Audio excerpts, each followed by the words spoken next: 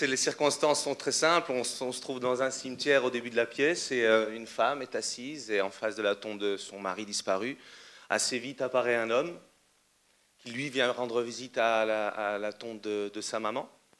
Et ben voilà, apparemment, on a il y a une petite approche qui s'effectue petit à petit, mais comme ces deux personnages sont quand même bourrés d'a priori l'un sur l'autre, lui, fermier, éleveur, elle, bibliothécaire, intellectuelle, tout semble les séparer, pourtant les choses vont arriver et l'amour va frapper à la porte à nouveau.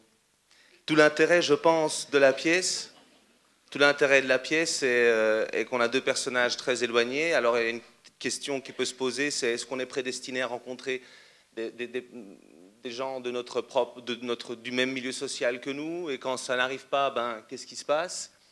Et l'intérêt principal est que le texte est adapté, le roman est écrit aussi comme ça, en deux monologues parallèles, deux monologues qui se croisent par moments, c'est-à-dire qu'on sait ce que lui pense d'elle, on sait ce qu'elle pense de lui, et ils le disent sans phare, sans aucune retenue, puisque c'est leur pensée.